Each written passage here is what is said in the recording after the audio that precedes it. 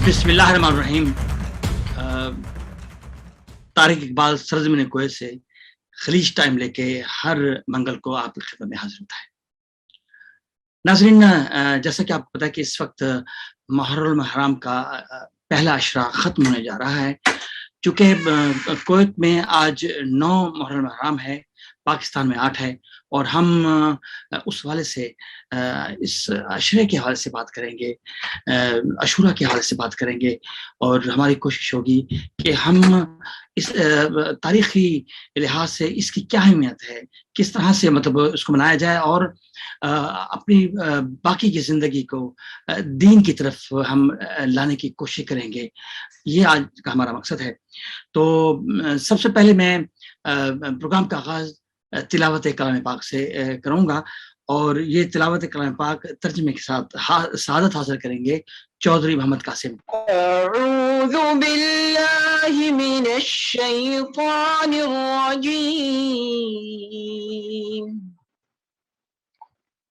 बिस्मिल्लाहिर रहमानिर रहीम। या अय्युहल्लज़ीना आमनू इस्तईनू बिस्सब्रि वस्सलाह इन्नल्लाह मअस्साबिरीन। वला तक़ूलू लिमन युक़तलु फ़ी सबीलिल्लाहि अम्वात बल अह्याउ वलाकिन ला तशऊरून। वलनबलुवन्नकुम बिशैइन मिनल खौफि वल्जू'i वनक़सिम मिनल अम्वाल वलअन्फुसि वस्समरात वबश्शिरिस साबिरीन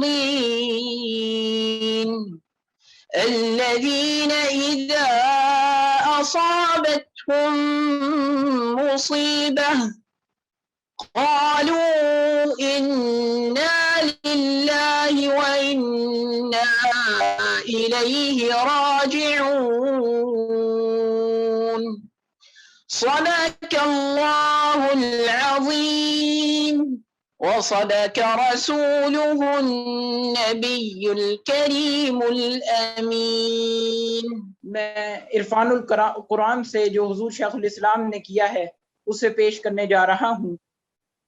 ए ईमान वालो, सब और नमाज के जरिए मुझसे मदद चाहा करो, यकीनन अल्लाह सब्र करने वालों के साथ है। और जो लोग अल्लाह की राह में मारे जाएं उन्हें मुर्दा मत कहो, वो जिंदा हैं, लेकिन तुम्हें इनकी जिंदगी का शऊर नहीं है।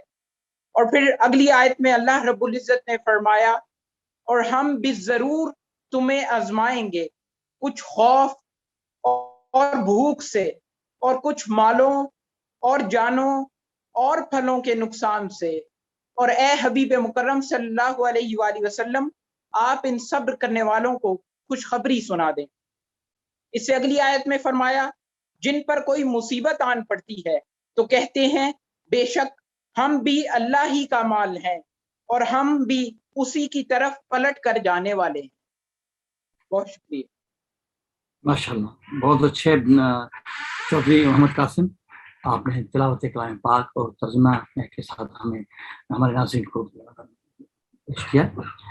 नाज़रीन, जब अल्लाह ताला का जिक्र होता है तिलावत के हवाले से, कलाम पाक के हवाले से, तो फिर उसके बाद नाते रसूल मकबूल सल्लल्लाहु अलैहि वसल्लम हमारे लिए भी सादत है, और जो पढ़ने वाले हैं उनके भी सादत है। हमारे दरमियान इस वक्त मोहम्मद बिलाल मौजूद हैं, जो पाकिस्तान में हैं, अपने ज़ेवर तालीम के हवाले से वहाँ पे गए हुए हैं, और बहुत अच्छी माशाल्लाह वो नात भी पढ़ते हैं।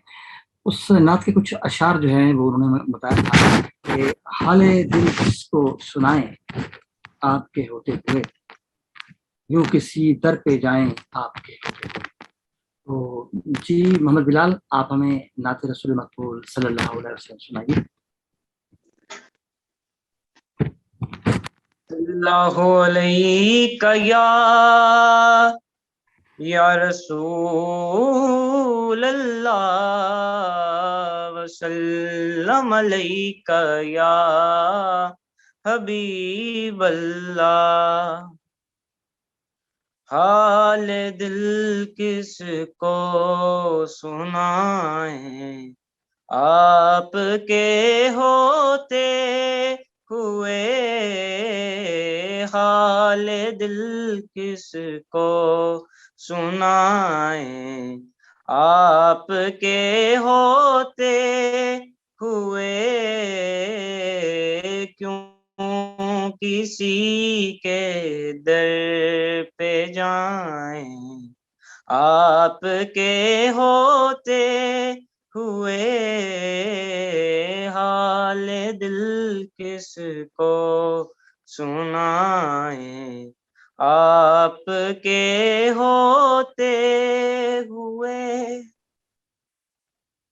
میں غلام مصطفیٰ ہوں، یہ میری پہچان ہے، میں غلام مصطفیٰ ہوں، یہ میری پہچان ہے، غم مجھے کیوں کر ستائیں، آپ کے ہوتے ہوئے غم مجھے کیوں کر ستائیں، آپ کے ہوتے ہوئے حال دل کس کو سنائیں، آپ کے ہوتے ہوئے۔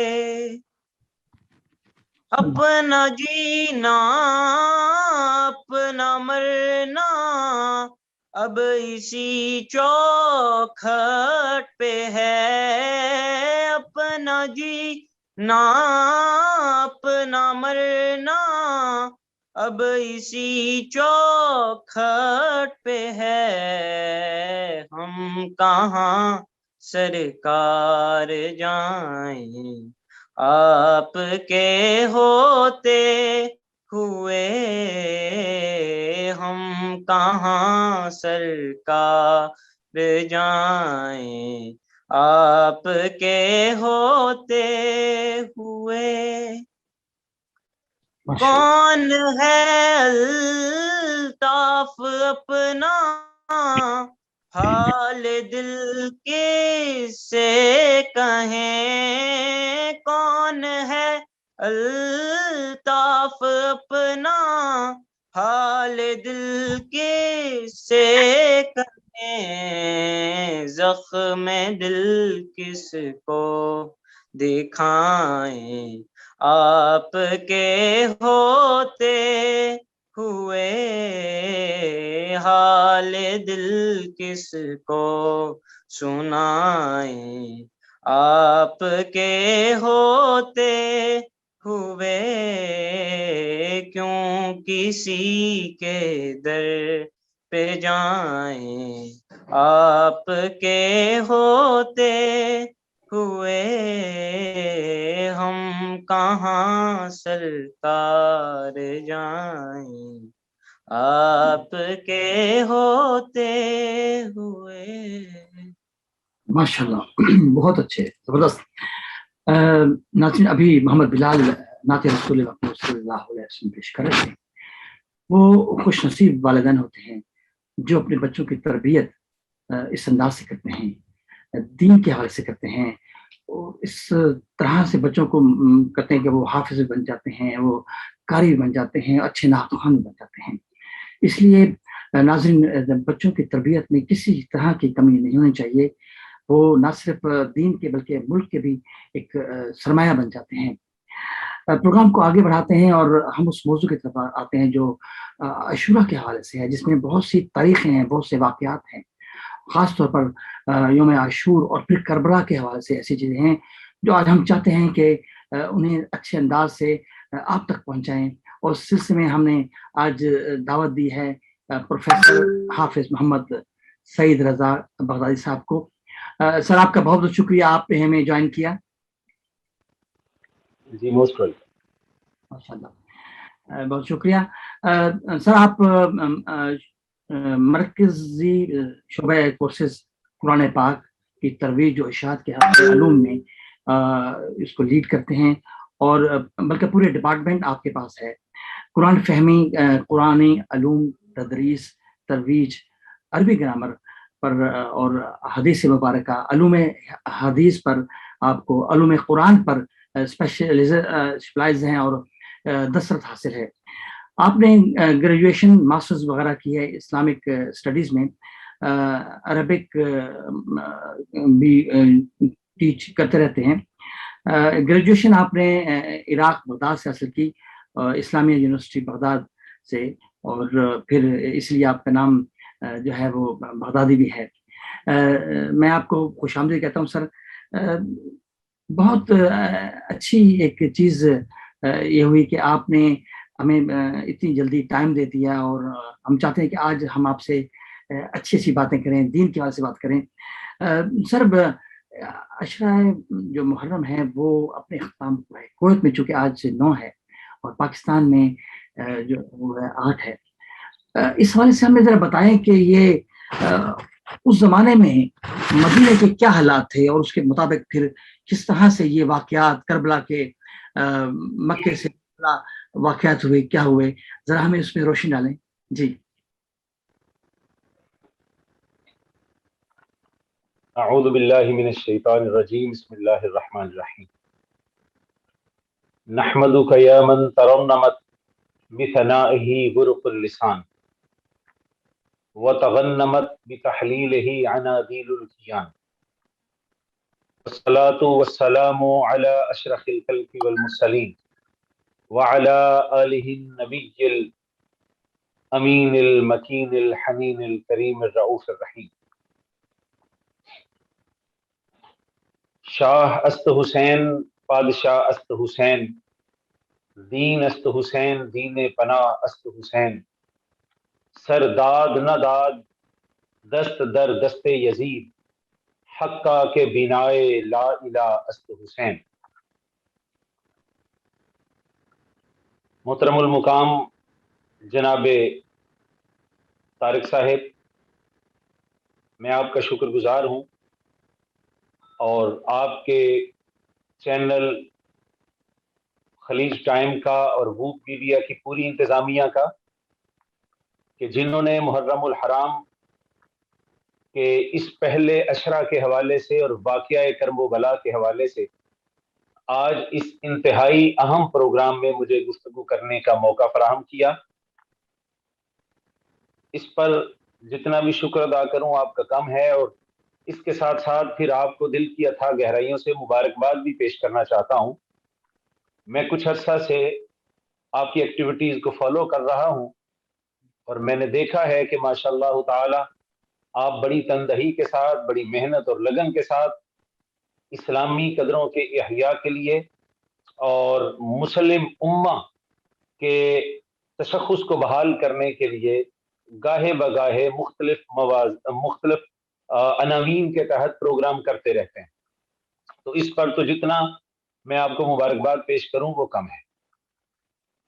محترم طارق صاحب, یہ جو عشرہ محرم ہے, اس حوالے سے آپ نے پوچھا ہے اور بات شروع کی ہے کہ مدینہ طیبہ کے حالات اس وقت کیا تھے جب یہ واقعہ رونما ہوتا ہے. ہم بات یہاں سے شروع کریں گے کہ جب یہ ماہ محرم آتا ہے اور اس کا چاند طلوع ہوتا ہے, تو یہ اپنے ساتھ رنج و الم, گریہ وزاری اور اشک زاری اور حزن و علم کی کیفیات ساتھ لے کر آتا ہے. اور کیوں نہ ہو, یہ وہ ماہ عظیم ہے کہ جس میں اور تو بہت سارے تاریخی واقعات رونما ہوئے ہیں جب سے انسانیت وجود میں آئی ہے, آدم علیہ السلام سے لے کر آج کے دن تک. مگر ایسا واقعہ جس نے خود محرم کو ایک اپنی الگ پہچان دی، وہ واقعہ کرب و بلا ہے۔ ہم تیزی سے چل لیں گے اپنے پروگرام کے ساتھ تاکہ اپنے آڈینس کو زیادہ سے زیادہ مواد اور معلومات اس موضوع کے حوالے سے میسر آ سکیں۔ یہ محرم الحرام اور سیدنا امام علی مقام کی جو شہادت ہے، اس کو آقا علیہ الصلوۃ والسلام نے بہت پہلے بیان فرما دیا، اور آقا علیہ الصلوۃ والسلام نے ارشاد فرمایا تھا، ایک دفعہ آقا علیہ الصلوۃ والسلام کے سینہ اقدس پہ حضرت امام حسین علیہ السلام چڑھ کے کھیل رہے تھے، تو شہزادے حسین جب کھیل رہے تھے تو سیدنا جبریل امین علیہ السلام آئے اور انہوں نے آ کے یہ خبر دی کہ یا رسول اللہ علیہ الصلوۃ والسلام، آپ کے اس نواسے کو آپ کی امت شہید کر دے گی، اور یہاں تک بتا دیا کہ جب شہید کر دے گی تو علی ارض العراق یقال لہا کربلا، وہ ارض عراق ہوگی، سرزمین عراق ہوگی، اور وہاں پہ جس جگہ پر شہید کیا جائے گا آپ کے نواسہ کو، اس جگہ کا نام کرب و بلا ہوگا۔ اور پھر انہوں نے یہ بھی کہا کہ اے اللہ کے نبی، اگر آپ کہیں تو میں آپ کو اس جگہ کی مٹی لا کے دوں۔ ایک روایت میں آتا ہے کہ آپ نے زمین پہ ہاتھ مارا اور کربلا کی مٹی لا کے حضور کی خدمت میں پیش کر دی، اور ایک جگہ پہ ہے کہ ایک شیشی مٹی کی آقا علیہ الصلوۃ والسلام کی بارگاہ میں پیش کر دی اور کہا کہ یہ کرب و بلا کی مٹی ہے۔ پھر ایک اور روایت ہے، آقا علیہ الصلوۃ والسلام کے پاس بارش کا فرشتہ تشریف لاتا ہے، اور روایت میں ہے کہ اس سے پہلے وہ فرشتہ کبھی نہ آیا تھا، وہ پہلی دفعہ اس کو آقا علیہ الصلوۃ والسلام سے ملاقات کا شرف حاصل ہو رہا ہے۔ اور آقا علیہ الصلوۃ والسلام ام سلمہ رضی اللہ تعالی عنہا آپ کے کشانہ اقدس میں ہیں، اور آپ نے فرمایا کہ ام سلمہ، میں اندر حجرہ پاک میں ہوں تو میری خلوت کا خیال کرو اور کسی کو اندر مت آنے دینا۔ آپ پردہ گرا دیتی ہیں، اچانک کیا دیکھتی ہیں کہ حضرت امام حسین علیہ السلام ابھی چھوٹے بچے ہیں، آپ بس کسی طریقے سے راستہ پا کے آقا علیہ الصلوۃ والسلام تک پہنچ جاتے ہیں۔ حضور علیہ الصلوۃ والسلام کے دوش مبارک سے ہوتے ہوئے حضور کے کندھے مبارک پر جب پہنچتے ہیں، آپ کی پشت کی طرف سے آپ کے دوش مبارک پر، تو وہ بارش کا فرشتہ آ کے کہتا ہے کہ یا رسول اللہ علیہ الصلوۃ والسلام، حضور سلام عرض کرتا ہے حضور کی بارگاہ میں اور آ کے کہتا ہے، حضور آپ کو اپنے اس شہزادے سے بہت پیار ہے؟ آقا علیہ الصلوۃ والسلام فرماتے ہیں، ہاں بہت پیار ہے۔ اور جب یہ بات ہوتی ہے تو آقا علیہ الصلوۃ والسلام سیدنا امام حسین علیہ السلام کے چہرہ پاک کے بوسے لینا شروع کر دیتے ہیں۔ تو وہ فرشتہ کہتا ہے کہ اے اللہ کے نبی، آپ کے اس نواسے کو آپ کی امت شہید کر دے گی۔ تو یہ مختلف روایات ہیں جو طارق صاحب ہمیں ملتی ہیں کہ آقا علیہ الصلوۃ والسلام نے، یہ وہ عظیم شہادت اور ایک منفرد شہادت ہے کہ شہید کو ابھی مرتبہ شہادت ملا نہیں ہے، ابھی اس کا بچپن ہے، اور اس نے جا کے 56-57 سالوں کے بعد یہ مرتبہ شہادت پہ فائز ہونا ہے، اور بچپن میں ہی آقا علیہ الصلوۃ والسلام اس کی شہادت کی خبر دے رہے ہیں۔ تو یہ ساری پیشین گوئیاں ہو رہی ہیں اور وقت تیزی سے ڈیولپ ہو رہا ہے، اور آقا علیہ الصلوۃ والسلام چونکہ یہ وہی قربانی تھی جو سیدنا ابراہیم علیہ السلام کے ننھے بیٹے حضرت اسماعیل علیہ السلام کی جگہ پہ دی جانی تھی، ان کو جب ذبح ہونے سے بچا لیا تو کہا گیا تھا وَفَدَيْنَاهُ بِذِبْحٍ عَظِيمٍ، اے ابراہیم ہم نے اسماعیل کو بچا لیا ہے، لیکن اس کا فدیہ ذبح عظیم سے کرنا ہے، اور ذبح عظیم سے اس کا فدیہ ہم نے کر دیا ہے۔ وَفَدَيْنَاهُ، فَدَيْنَاهُ فعل ماضی ہے کہ ہم نے اس کا فدیہ کر دیا ذبح عظیم سے۔ اب ذبح عظیم سے مراد اب یہ ہے کہ بہت بڑی قربانی، چھوٹی قربانی نہیں ہے، بہت بڑی قربانی اسی وقت ہو سکتی تھی کہ اسماعیل علیہ السلام ایک جلیل القدر نبی کے بیٹے ہیں حضرت ابراہیم علیہ السلام کے، اور ان کا فدیہ دینے کے لیے بھی ان سے کہیں زیادہ عظیم المرتبت نبی کا بیٹا ہونا ضروری تھا۔ تو آپ کو چونکہ ذبح عظیم کا تاج پہنایا جانا تھا، تو آقا علیہ الصلوۃ والسلام نے آپ کی شہادت کی بشارت بچپن میں دے دی تھی، ایک بات۔ دوسرا، ہم یہ نیریٹو بلڈ کریں گے کہ آقا علیہ الصلوۃ والسلام نے پھر یہ بھی ارشاد فرمایا کہ ہلاک امتی علی یدی اغیلمۃ من قریش، کہ میری امت کی جو ہلاکت ہے وہ قریش کے اوباش لونڈوں کے ہاتھوں ہوگی۔ اور پھر آقا علیہ الصلوۃ والسلام نے یہ بھی ارشاد فرمایا کہ میری امت میں جو خلافت ہے، خلافت راشدہ، حضور نے فرمایا الخلافت بعدی تکون 30 سنہ، میرے بعد خلافت جو ہے وہ 30 سال ہوگی، ثم ملکن، پھر ملوکیت آ جائے گی، اور پھر ملوکیت کے بعد اوباش لونڈے ہوں گے جن کے ہاتھوں میری امت کی ہلاکت ہوگی۔ سیدنا ابو ہریرہ رضی اللہ تعالیٰ عنہ ہمیشہ وہ تو کہتے تھے کہ آقا علیہ الصلوۃ والسلام نے مجھے یہ دعا سکھائی ہے، اور وہ دعا کیا کرتے تھے کہ یا اللہ مجھے 61 ہجری، اور جس میں آقا علیہ الصلوۃ والسلام نے فرمایا کہ اوباش لونڈوں کے ہاتھوں میری امت ہلاک ہو جائے گی، اس 61 ہجری سے پناہ مانگا کرتے تھے، لہٰذا ان کی دعا قبول ہوئی، اور حضرت ابو ہریرہ رضی اللہ تعالیٰ عنہ سن 60 ہجری میں ہی وفات پا جاتے ہیں، اور شہادت کا واقعہ سن 61 ہجری میں پیش آتا ہے۔ تو یہ تو پھر یہ جو بنو امیہ ہے، بنو امیہ کی جب حکومت ختم ہوتی ہے اور سیدنا امیر معاویہ رضی اللہ تعالیٰ عنہ جب اقتدار میں آتے ہیں شام کے اندر دمشق میں، اور اس کے بعد آپ کی وفات کے بعد جب یزید بدبخت لعین اپنا اقتدار حاصل کرتا ہے، تو اس وقت اب ہم اپنے موضوع کی طرف آ گئے ہیں کہ آپ کے سوال کی جانب۔ آپ نے کہا کہ مدینہ طیبہ کے کیا حالات ہیں؟ اس وقت حالات یہ تھے کہ یہ جو یزید بدبخت تھا اس کی بدبختیاں اپنے عروج پہ تھیں، اور اس کا شہرہ ہو چکا تھا کہ یہ شرابی ہے، زانی ہے، احکامات الہیہ کا اور اسلامی شعائر کا علل اعلان تمسخر اڑاتا ہے، اور زکوٰۃ کا انکار کرتا ہے، اور دیگر بہت ساری ایسی چیزیں جن کو اسلام میں منع کیا گیا تھا ان کو ببانگ دہل کرنے میں آر محسوس نہیں کرتا۔ تو یہ بات یزید کے متعلق معروف ہو چکی، لہذا جب معروف ہو گئی تو ہر طرف لوگوں نے، بنو امیہ چونکہ ایک ظلم کے ساتھ، جبر کے ساتھ حکومت کرنے کے قائل تھے، ہر کسی کی آواز کو، جو حق کی آواز اٹھتی اس کو جبر کے ساتھ دبانے کی کوشش کرتے۔ مگر کوفہ میں لوگ اس کی بیعت ہو چکے تھے، بصرہ میں بیعت ہو چکے تھے، دمشق شام میں بیعت ہو چکے تھے، مگر مدینہ طیبہ اور مکہ المکرمہ میں بہت سارے جیے صحابہ تھے۔ جیسے مدینہ طیبہ میں حضرت عبداللہ ابن زبیر تھے، حضرت عبداللہ ابن عباس تھے، حضرت عبداللہ ابن عمر تھے، اور دیگر بہت سارے صحابہ اکرام تھے، جیسے صحابہ اکرام جنہوں نے یزید کی بیعت قبول کرنے سے انکار کر دیا تھا۔ اور ان انکار کرنے والوں میں طارق صاحب جو سب سے بڑا نام تھا وہ سیدنا امام پاک، امام علی مقام امام حسین علیہ السلام کا۔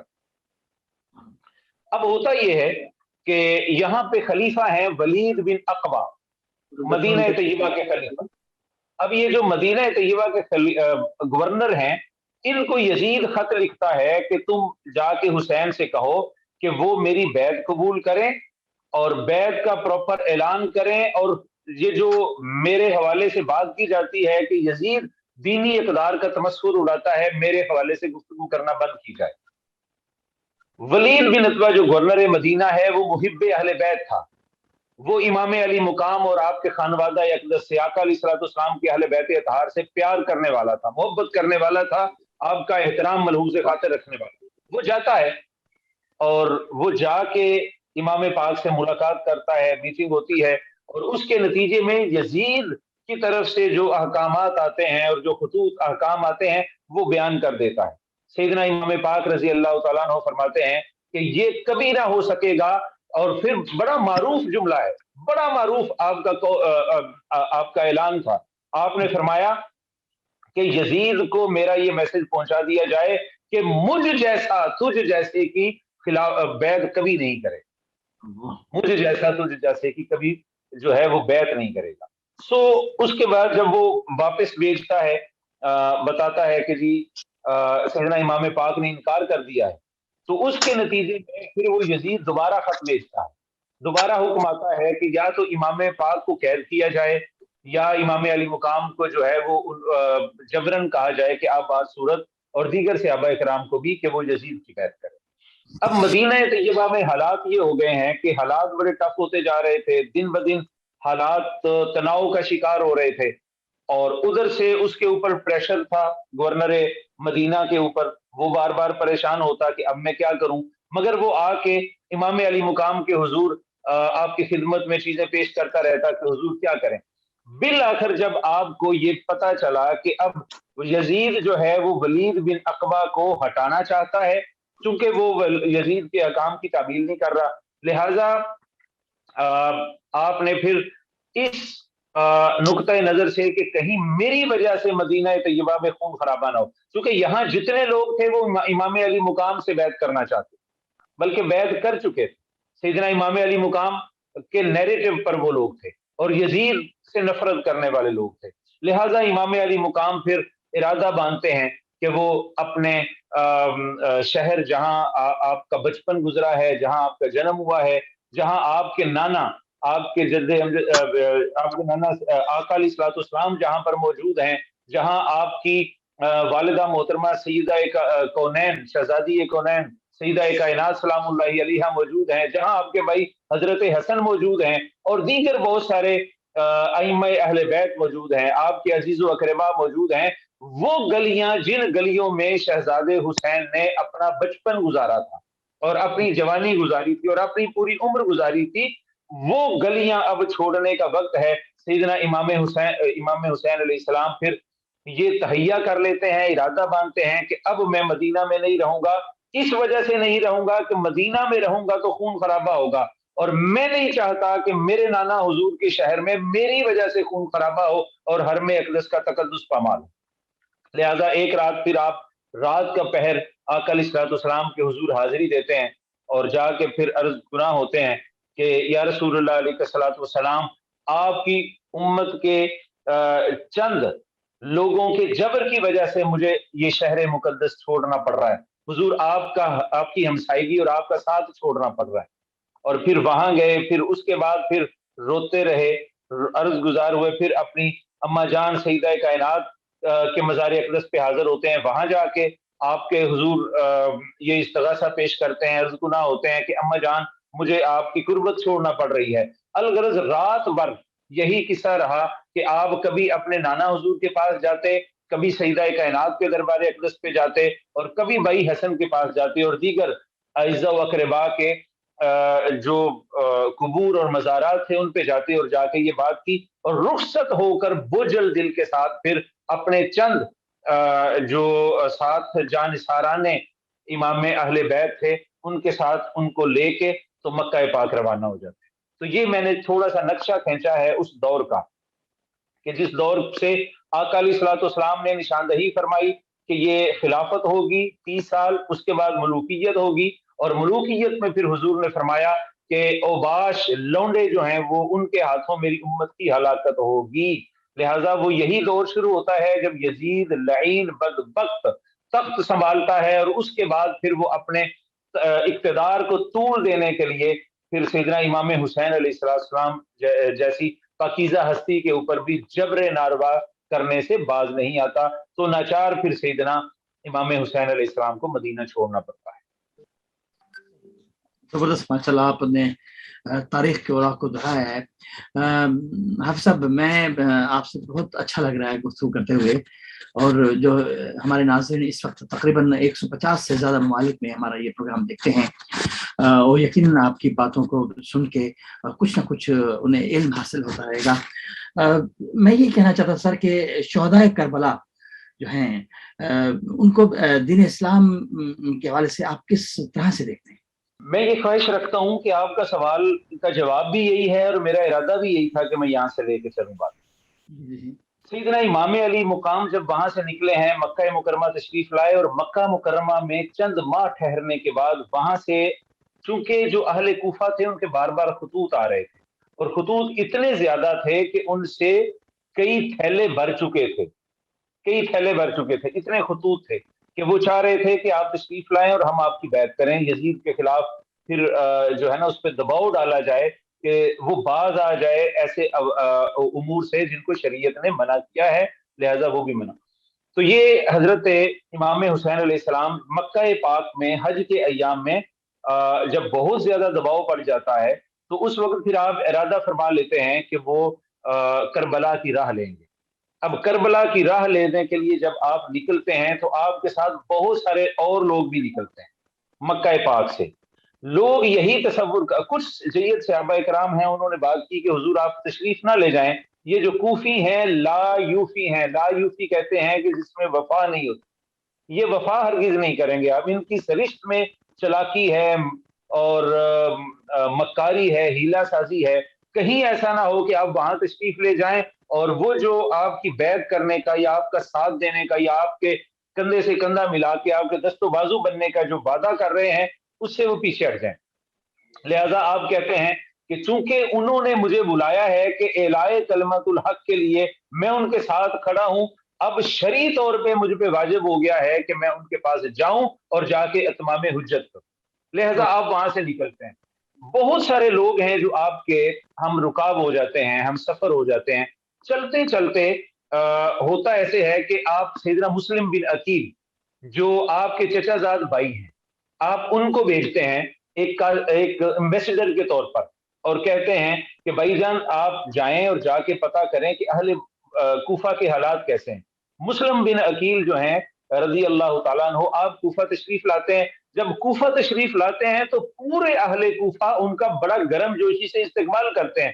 ہزاروں کی تعداد میں, ہزار کی تعداد میں اہل کوفہ ان کی بیعت کر لیتے ہیں اور ان کو ہاتھوں پہ اٹھاتے ہیں.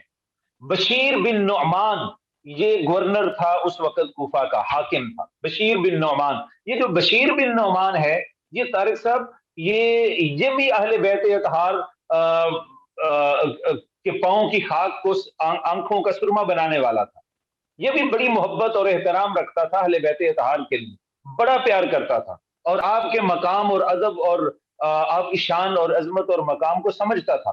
لہذا بشیر بن نعمان کے ہوتے ہوئے بہت اچھے طریقے سے مسلم بن عقیل رضی اللہ تعالیٰ عنہ آپ کی ریسیپشن ہوتی ہے اور آپ کی گفتگو مختلف مواقع پہ ہوتی ہے. آپ ایک موومنٹ چلاتے ہیں, لوگ آ کے آپ کے ہاتھ میں بیعت کرتے ہیں. لہذا آپ اسی وقت حضرت امام مسلم بن عقیل جو ہیں وہ سید الشہداء سیدنا امام حسین علیہ السلام کو خط لکھتے ہیں کہ امام پاک آپ فوری کوفہ تشریف لے آئیں, یہاں حالات بہت سازگار ہیں اور یہاں کے لوگ آپ کے ساتھ کھڑے ہونے کے لیے اور اعلاء کلمت الحق بلند کرنے کے لیے بہت بےتاب ہیں, تو آپ فوری تشریف لائیں. یہ خط آپ کو وصول ہو جاتا ہے, آپ راستے پہ چل پڑتے ہیں. تو وہ جو یہاں یہ میں آپ کے آڈینس کو یہ بات بڑی امپورٹنٹ بتانا چاہتا ہوں کہ اس وقت یہ لوگ کم نہیں تھے, بہت بڑا قافلہ تھا اور رستے سے بھی مختلف بستیوں سے, دیہاتوں سے, علاقوں سے, شہروں سے لوگ حضرت امام حسین علیہ السلام کے ساتھ ملتے چلے جا رہے تھے. اور یہ سب لوگ وہ تھے جو یہ سمجھتے تھے کہ آگے حالات بالکل سازگار ہیں اور ہم امام کے حق میں, لہٰذا وہ بخوشی ان کے ساتھ جا رہے تھے کہ موافقت حالات میں موافقت ہے, کوئی پرابلم نہیں ہے. سیدنا امام مسلم بن عقیل کا خط آ چکا ہے, لہٰذا ہم راہی میں حضرت امام حسین علیہ السلام کے ساتھ جانے میں کوئی امر مانے نہیں تھا, انہیں کوئی خدشہ لاحق نہیں تھا. لہٰذا آپ چلتے ہیں, لیکن سفر کچھ ہی گزرا تھا کہ آپ کو پھر کوفہ کے حوالے سے پھر بالکل متضاد خبریں آنا شروع ہو جاتی ہیں.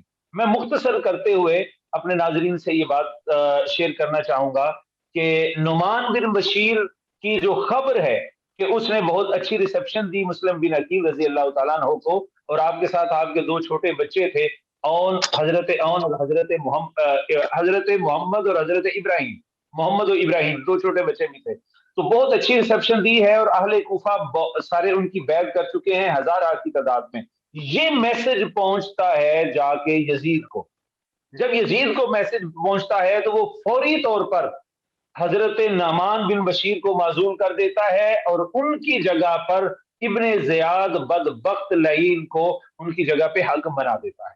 جب ابن زیاد کی تقرری ہوتی ہے اور ابن زیاد یہاں پہ پہنچتا ہے, اچھا یہ اتنا مکار اور خبیث شخص تھا ابن زیاد, یہ اپنے ناظرین کے ساتھ یہ بات بھی شیئر ہونی چاہیے کہ یہ یزید کا چچا زاد بھائی تھا, یزید کا بھائی تھا, یہ کسی ایک رشتے سے چچا زاد بھائی تھا اس کا. تو یہ بصرہ کا گورنر تھا, بصرہ کا حاکم تھا اور انتہائی سفاک تھا, قاتل تھا, بے رحم تھا, خبیث الفطرت تھا. یزید نے اس کو چنا اور اس کو کہا کہ بصرہ کی حکومت تو تمہارے پاس ہے ہی، میں تمہیں کوفہ کا بھی والی بناتا ہوں، وہاں اس شرط پہ جاؤ کہ امام حسین علیہ السلام اور اولاد بنی ہاشم اور ان کے جو رفقا ہیں ان کا کلا کما کرو۔ یہ پھر یزید یہ ابن زیاد جو ہے، اس کا پورا نام عبید اللہ بن زیاد ہے، یہ ابن زیاد یہاں آتا ہے۔ اب یہاں جب آتا ہے تو اس مکار نے ابھی کوفہ سے پیچھے ہی تھا کہ اس نے اپنا حلیہ سارا تبدیل کیا اور پھر چہرے پہ نقاب کیا۔ یہ حضرت شبیہ اس نے یہ دی کہ جیسے میں انٹر ہوں گا تو لوگ یہ سمجھیں فوری مجھے دیکھے کہ حضرت امام حسین تشریف لے آئے۔ یہ دھوکہ دیا اہل کوفہ کو اس نے، تو اپنے حلیہ چینج کر کے اپنے چہرے کو چھپا کر جب یہ آیا ہے تو لوگ یہی سمجھتے رہے کہ امام تشریف لا چکے ہیں اور پہنچ گئے ہیں۔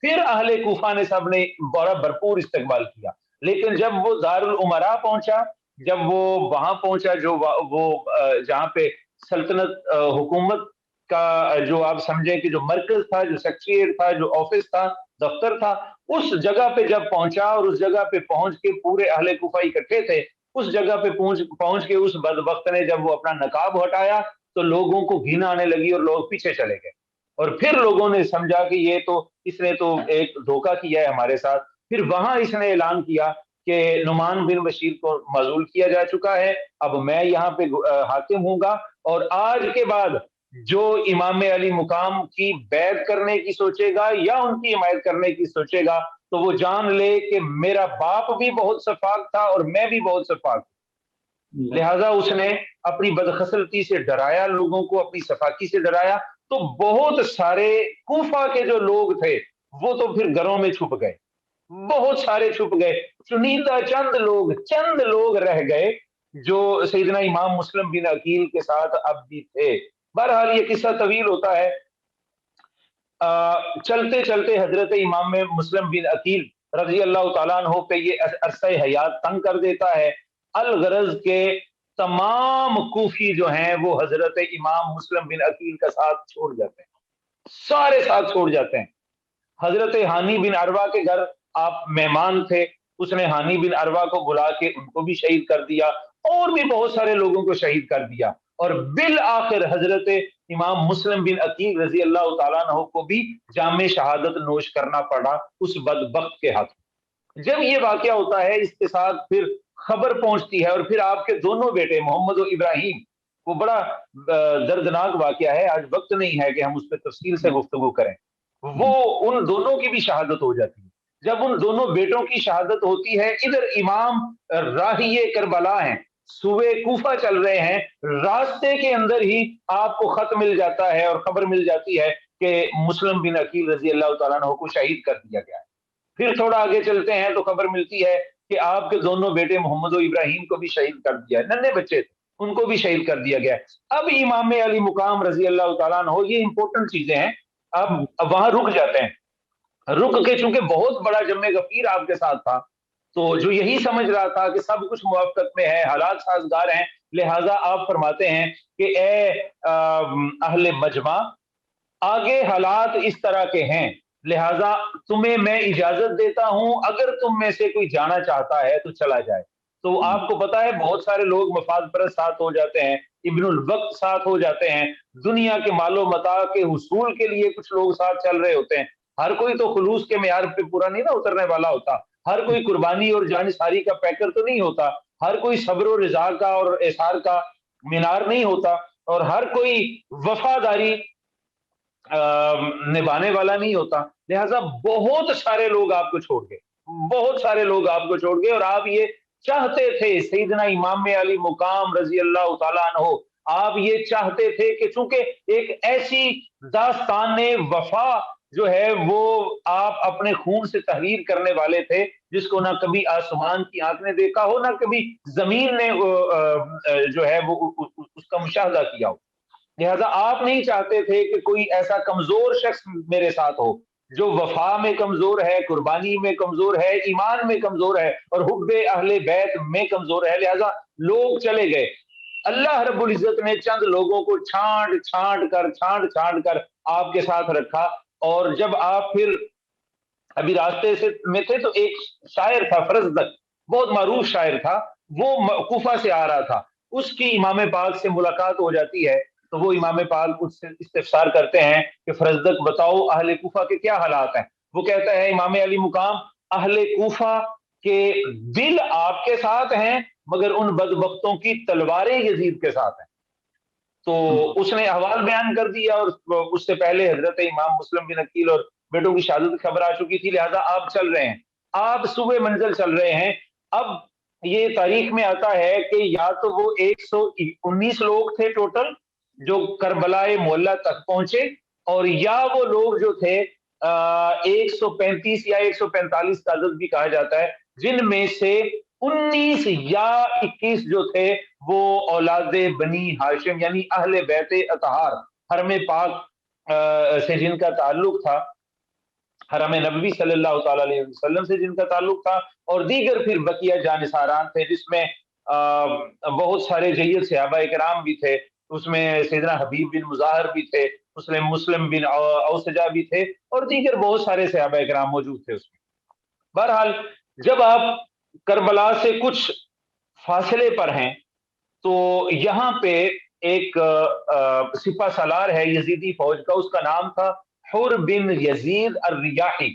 حر بن یزید الریاحی جو بعد میں حضرت حر کے نام سے جانا جانے لگا جنہیں. یہ جو حر بن یزید الریاحی تھے، یہ اس کو ابن زیاد نے پھر بھیجا 1000 کی فوج دے کر کے جا کے آپ امام علی مقام کا راستہ روکیں، اور راستہ روک کے ان پر پھر یہ پیش کریں کہ وہ یزید کی بیعت کریں، اور بیعت نہ کرنے کی صورت میں انہیں قید کر کے کوفہ لایا جائے. وہ حر بن زیاد آتا ہے اور آ کے یہ بات کرتا ہے امام علی مقام سے. حر کہتا ہے کہ میں یہ چاہتا ہوں کہ یہ ابن زیاد کا حکم ہے، آپ اس کا حکم مانیں، یزید کی بیعت کریں. آپ نے کہا یہ ہو نہیں سکتا کہ جیتے جی کبھی یزید کی میں بیعت کر لوں. اس نے کہا پھر مجھے آپ کو گرفتار کرنے کا حکم ہے. تو آپ نے فرمایا حر میرے ساتھ کوئی ظلم و ستم کرنے کی کوشش نہ کرنا، میں آقا علیہ الصلوۃ والسلام کا وہ نواسا ہوں جس کو حضور علیہ الصلوۃ والسلام نے اپنے کندھوں پہ کھلایا ہے، جس کو آقا علیہ الصلوۃ والسلام نے اپنے دوش نبوت پہ سواری کروائی ہے، جس کی وجہ سے سجدے طویل کیے ہیں آقا علیہ الصلوۃ والسلام نے، اور جس کو آقا علیہ الصلوۃ والسلام اپنی زبان اقدس جن کے ہونٹوں سے مس کیا کرتے تھے. تو پیچھے ہٹ جاؤ. تو حر نے یہ کہا کہ آپ کیا چاہتے ہیں؟ آپ نے فرمایا کہ میں یہ چاہتا ہوں کہ تم مجھے واپس جانے دو. آپ نے اپنے قافلے کو واپس مڑنے کا حکم دیا. جب آپ نے اپنے قافلے کو واپس مکہ کی طرف مڑنے کا حکم دیا ہے تو اس حر بن یزید الریاحی نے دوسری طرف جا کر قافلے کو روک دیا، کہا کہ آپ واپس نہیں جا سکتے، آپ کے پاس واپسی کا آپشن نہیں ہے. تو یہاں پہ پھر حضرت امام علی مقام نے پھر یہ جملہ بولا. آپ نے فرمایا کہ اے حر تیری ماں تجھے روئے کہ تو آج نبی کے نواسے کا راستہ روک رہا ہے. اس پر حر نے کہا کہ اے حسین اگر آپ کے علاوہ کوئی شخص اور یہ جملہ کہتا اور وہ اس حالت میں ہوتا جس حالت میں آپ ہیں تو میں اسے کبھی نہ چھوڑتا، لیکن میں آپ کی ماں کا احترام کرنے والا ہوں، میں سیدہ کائنات کا نام بھی احترام سے لوں گا اور ان کے متعلق بات بھی احترام سے کروں. مورخین کہتے ہیں کہ یہی سیدہ کائنات کی شان میں جو اس نے یہ 2 کلمات کہے اور آپ کے احترام کو ملحوظ خاطر رکھا، اسی وجہ سے تقدیر نے اس کو پلٹا دیا اور وہ حالت کفری کہیں گے کہ امام علی مقام کے خلاف ضد میں آ گیا تھا اور آپ کو شہید کرنے اور قید کرنے کی درپے تھا. تو آقا علیہ الصلوۃ والسلام کی شہزادی پاک کا نام ادب اور احترام سے لینے کی وجہ سے اللہ رب العزت نے اس کا دل پھیر دیا، اور حر بن یزید الریاحی جو ہے وہ حضرت حر کے نام سے ملقب ہوئے اور پہلے شہید ہوئے کربلا میں، پہلے شہید ہوئے. بہرحال یہ وہاں پہ پڑاؤ ہو جاتا ہے. آگے جاتے ہیں تو پھر ابن سعد یہ ایک اور شقی القلب فوجی تھا، ایک سپہ سالار تھا جو کسی اور جگہ پہ جس کو حاکم جنگ لڑنے کے لیے دیلم ایک جگہ ہے جو سرحدی علاقہ تھا عراق کا، وہاں اس کو بھیجا جا رہا تھا اور اس کو لالچ دیا کہ رے علاقہ ہے، اس رے علاقے میں تمہیں باقی جگہوں کے ساتھ وہ سلطنت بھی تمہیں دے دی جائے گی. یہ ابن سعد جو ہے یہ 4000 لشکر کے ساتھ آتا ہے یہاں اپنے ناظرین کو یہ بتانا ضروری ہے کہ جب یہ کربلا میں یہ لوگ پہنچے ہیں تو کربلا میں یہ جیسے میں نے عرض کیا تقریباً 100 سے 135 کے قریب لوگ تھے، جن میں سے 72 افراد تو پھر وہاں پہ انہوں نے جام شہادت نوش کیا ہے۔ اچھا، اس سے پہلے جب سیدنا امام حسین علیہ السلام کا وہ راستہ روکتا ہے ہر، اور پھر آپ آگے چلتے ہیں وہاں رکنے کی بجائے، تو چلتے چلتے وادی نینوا آتی ہے۔ وادی نینوا میں وہ تھکا ہوا قافلہ رکنے کی کوشش کرتا ہے۔ جب آپ وہاں پہ رکتے ہیں تو کہا جاتا ہے، پھر آپ امام علی مقام نے پوچھا کہ یہ کون سی جگہ ہے، یہاں پہ بڑی وحشت ہو رہی ہے۔ اور ایک روایت میں ہے حضرت زینب سلام اللہ علیہ، آپ نے پوچھا کہ بھائی یہ کس جگہ پہ ہم نے پڑاؤ کر لیا، کہاں رک گئے، دل کو بہت وحشت ہو رہی ہے، یہ کیسی جگہ ہے؟ آپ نے پوچھا یہ کون سی جگہ ہے؟ کسی نے کہا کہ وادی نینوا، کسی نے، آپ نے فرمایا اس کا کوئی اور نام بھی ہے؟ تو لوگوں نے کہا ہاں حضور، اس کو ارض کرب و بلا بھی کہتے ہیں۔ تو آپ نے فرمایا ہاں یہی پھر ہماری منزل ہے، یہی رک جاؤ، یہی رک جاؤ، یہی ہماری منزل ہے۔ پھر آپ کو وہ ساری باتیں یاد آ گئی۔ آقا علیہ الصلوۃ والسلام نے بچپن میں جو بشارت دی تھی کہ سیدنا جبریل علیہ السلام نے جو فرمایا تھا کہ آپ کا بیٹا حسین علی ارض العراق یقال لہا کربلا، ارض عراق کے اوپر اس کی شہادت ہوگی، اور جس کو کرب و بلا جس جگہ کو کہا جاتا ہے۔ اور پھر یہیں سے ایک دفعہ خود سیدنا امام حسین علیہ السلام بھی مولا کائنات سیدنا علی المرتضیٰ رضی اللہ تعالیٰ عنہ کے ساتھ تھے ایک سفر میں، تو مولا کائنات وہاں پہ رک گئے تھے۔ جب وہ جگہ آئی تو وہاں پہ رک گئے، جانور آگے بڑھنے سے مانے ہوئے، جانور رک گئے، تو آپ آگے اترے اور آپ مولا کائنات سیدنا علی المرتضیٰ رضی اللہ تعالیٰ عنہ جب آپ اترے تو آپ نے پھر ان کی مبارک زبان سے یہ کلمات نکلے، آپ نے نشاندہی کی، اور نشاندہی کر کے آپ نے فرمایا ہا ہنا مناف رکابہم و موضع رحالہم و محراق دمائہم۔ ایک ایک چیز کی مولا کائنات نے وہاں نشاندہی کی اور اپنے قافلے والوں کو بتایا کہ ایک وقت آئے گا کہ میرے حسین کا قافلہ ہا ہنا مناف رکابہم، یہاں ان کے اونٹ بیٹھیں گے، وموضع رحالہم، یہاں ان کے اونٹوں کے کجاوے رکھے جائیں گے، ومحراق دمائہم، اور یہ وہ جگہ ہیں جہاں پہ ان کا خون گرے گا۔ تو وہ ساری باتیں آپ کو مستحضر ہو گئیں، آپ وہاں پہ رک جاتے ہیں آ کے۔ تو یہ میدان کربلا میں وہاں پہ رک گئے ہیں۔ دوسرے تیسرے دن پھر یہ ابن سعد جو ہے 4000 فوجیوں کو لے کے آتا ہے، پھر شمر ذل جوشن لعین جو ہے وہ پھر 1000 فوجیوں کے ساتھ آتا ہے، پھر انس بن سنان بن انس جو ہے وہ 4000 فوجیوں کے ساتھ، الغرض 30,000 یزیدی فوجی جو ہیں وہ آپ کے مقابلہ کے لیے آتے ہیں۔ 100 کے قریب اور آگے پیچھے کم و بیش 100 کے قریب اصحاب اہل بیت اور ان کے اصحاب ہیں، ان کے مقابلہ کے لیے 30,000 کی فوج آتی ہے۔ اگر ہمارے آڈینس یہ بڑے متحیر اور متعجب ہوں کہ ایسے کیسے ہو سکتا ہے کہ چند لوگوں کے مقابلے میں اتنی بڑی فوج بھیجنے کی ضرورت کیا تھی، تو اس کا جواب یہ ہے کہ وہ لعین اور بدبخت شقی القلب لوگ جانتے تھے کہ یہ خون حیدر کرار ہے، یہ اس کی رگوں میں اس حیدر کرار اور اسد اللہ اور شیر خدا کا خون ہے جس نے ایک ہاتھ سے جو خیبر کا جو دروازہ تھا وہ اکھاڑ کے پھینک دیا تھا، جس کو کئی لوگ مل کر ہلا نہیں سکتے تھے، اور یہ وہی حیدر کرار کا خون ہے جس نے ایک بار سے مرہب کو تہوتے کر دیا تھا۔ اور سیدنا امام پاک کی رگوں میں اسی حیدر کرار کا خون ہے، اسی اسد اللہ کا خون ہے، اسی مولا کائنات کا خون ہے جنہوں نے یوم خندق کے موقع پر عمر بن عبد ود کو ایک ہی وار کر کے 2 لخت کر دیا تھا، اس کے 2 ٹکڑے کر دیے تھے۔ یہ وہی عمر بن عبد ود ہے طارق صاحب جس نے آ کے آقا علیہ الصلوۃ والسلام کو للکارا کہ اے محمد صلی اللہ علیہ وسلم بھیجیں کسی اپنے کو بہت جوان مرد سپاہی کو بھیجیں، کسی طاقتور ترین شخص کو بھیجیں۔ کہا جاتا ہے کہ یہ 100 لوگوں کے مقابلے میں اکیلا کافی ہوتا تھا، یعنی 100 لوگ اس پہ جھپٹتے تھے اور یہ اکیلا ہوتا تو یہ ان پہ فتح پاتا تھا۔ حافظ محمد سید رضا بغدادی صاحب، آپ ہمارے ساتھ رہیے۔ ابھی بھی اس وقت ہمیں جوائن کیا ہے منہاج القرآن انٹرنیشنل کویت کے صدر جناب حاجی عبدالرشید صاحب اس وقت وہ ہمارے ساتھ لائیو موجود ہیں۔ حاجی صاحب آپ کا بہت شکریہ، آپ نے ہمیں ٹائم دیا۔ اس وقت ہمارے درمیان محترم مقام حافظ محمد سعید رضا بغدادی صاحب موجود ہیں اور ہمارے اس وقت خلیج ٹائم کے مہمان خصوصی ہیں۔ آپ ان کے بارے میں، ان کی شخصیت کے بارے سے کیا کہیں گے؟ جی بسم اللہ الرحمن الرحیم۔ شکریہ طارق اقبال صاحب آپ کا اور پروگرام خلیج ٹائم کا، کہ جس میں آپ نے مجھے اظہار خیال کے لیے آج دعوت دی، اور بالخصوص مہمان خصوصی ہمارے حافظ محمد سعید رضا بغدادی صاحب، ان کے حوالے سے کچھ کہنے کے لیے مجھے فرمایا ہے۔ تو حافظ صاحب کسی تعارف کے محتاج نہیں،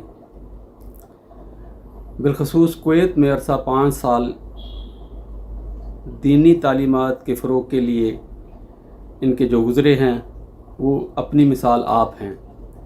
میں خود ان کی کلاس کا اسٹوڈنٹ رہا ہوں، اور اللہ رب العزت نے جو انہیں دین کے علم میں تبحر عطا فرمایا ہے اور جو کمال عطا فرمایا ہے، یہ اپنی مثال آپ ہیں۔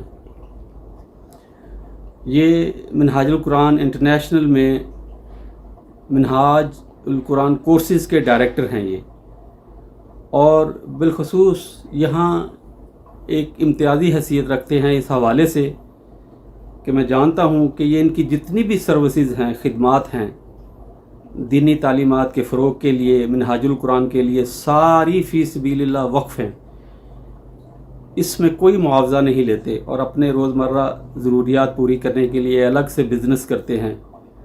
تو اس حوالے سے بھی ان کی امتیازی شخصیت ہے، تو بہت ہی مخلص ہیں اور منہاج القرآن کے عظیم سپوتوں میں سے ایک ہیں۔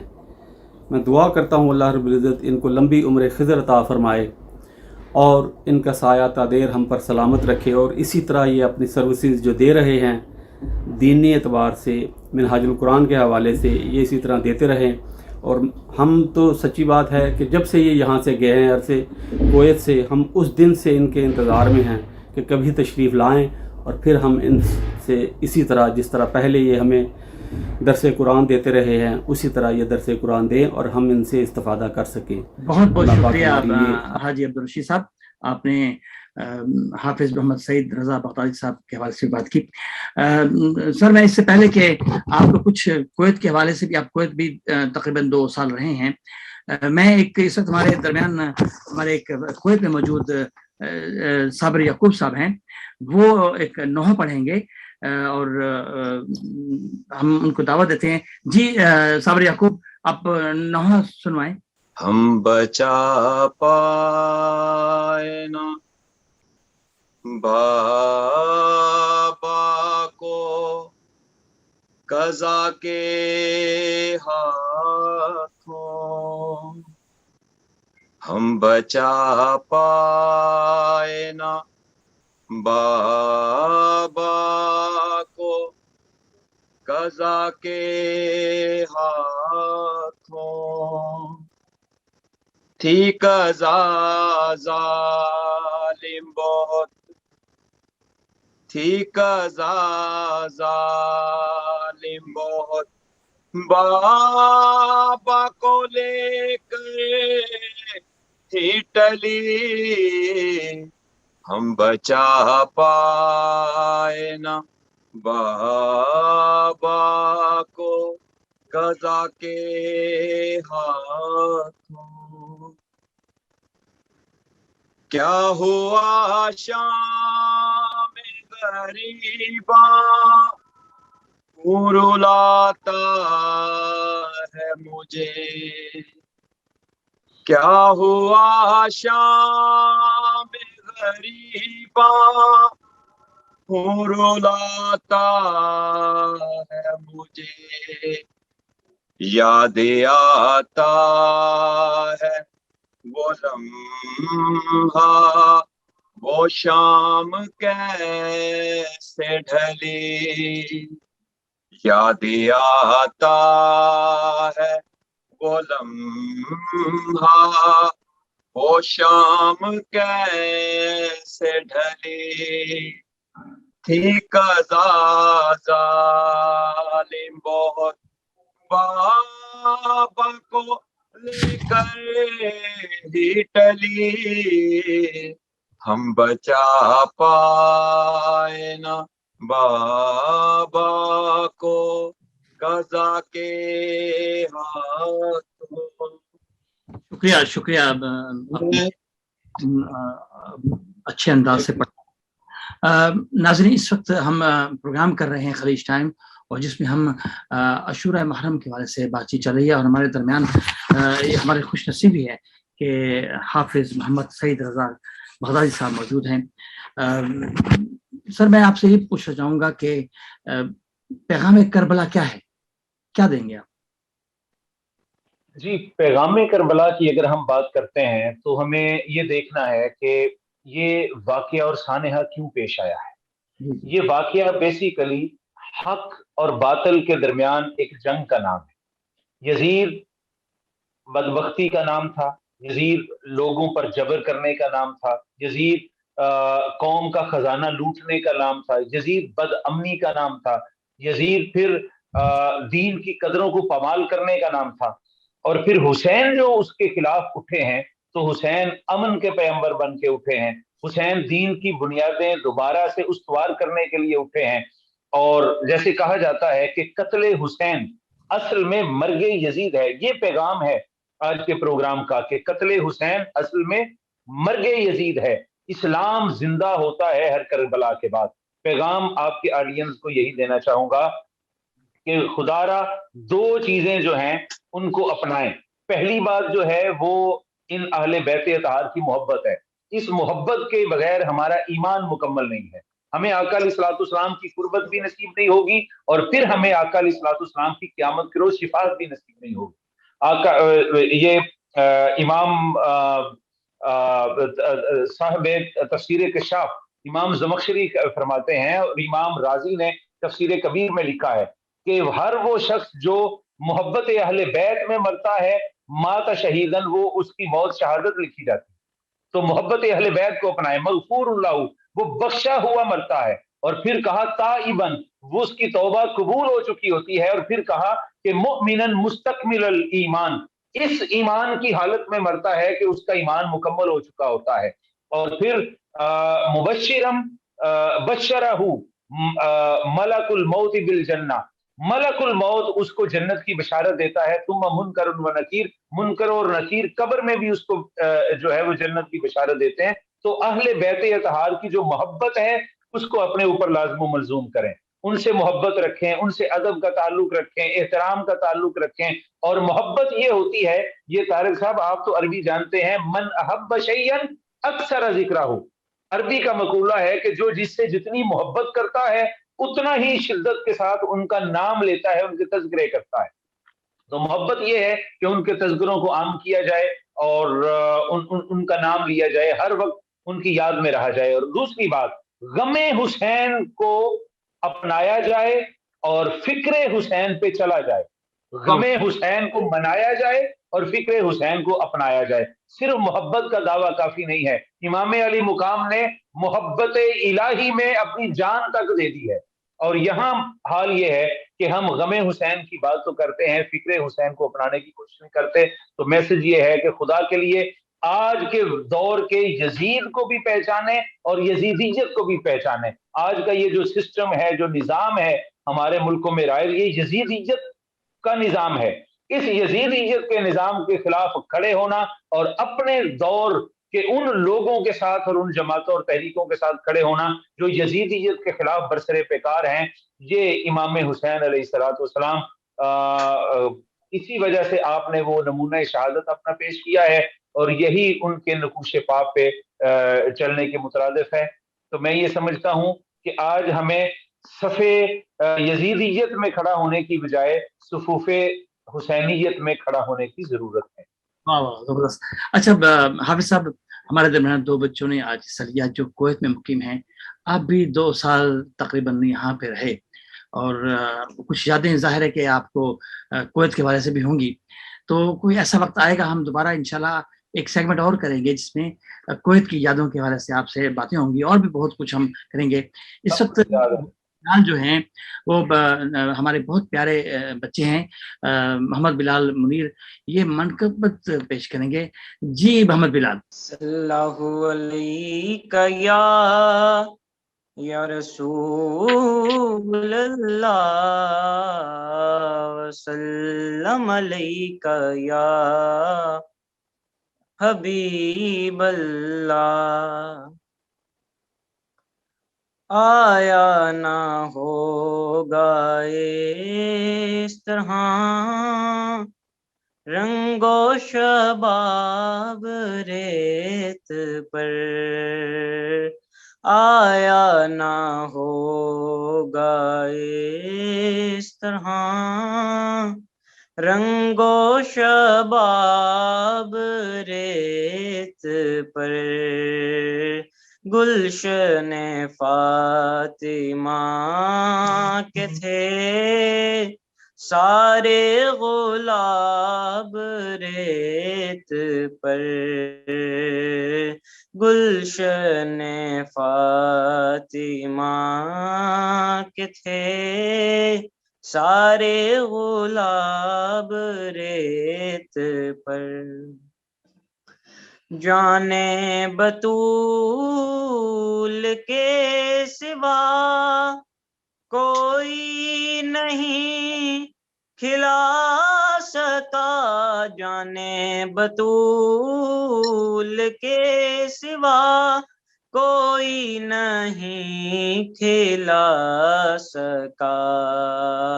قطرۂ آب کے بغیر اتنے گلاب ریت پر، گلشن فاطمہ کے تھے سارے گلاب ریت پر.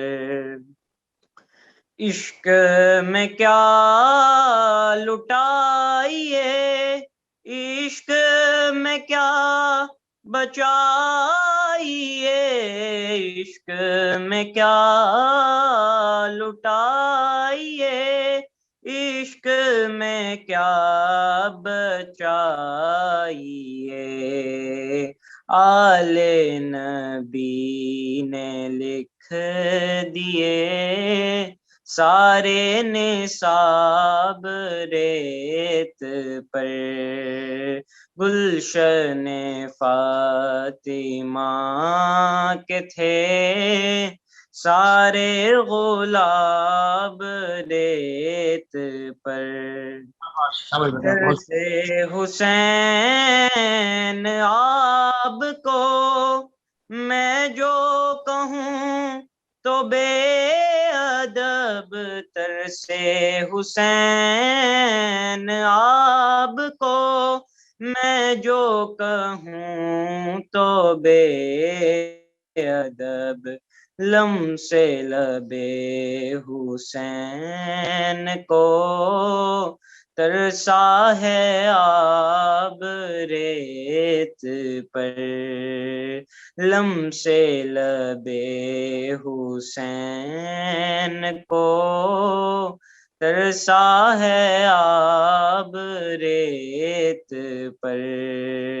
آیا نہ ہوگا اس طرح رنگ و شباب ریت پر، گلشن فاطمہ کے تھے سارے گلاب ریت پر. ماشاء اللہ، سبحان اللہ. پروفیسر حافظ محمد رضا بغدادی صاحب، آپ نے ہمیں ٹائم دیا. اس وقت بس آپ سے یہ اطلاع عرض کرنا تھا کہ اس وقت آپ کی جو طلبہ کی تعداد ہے وہ کتنی حد تک دنیا بھر میں ہو چکی ہے؟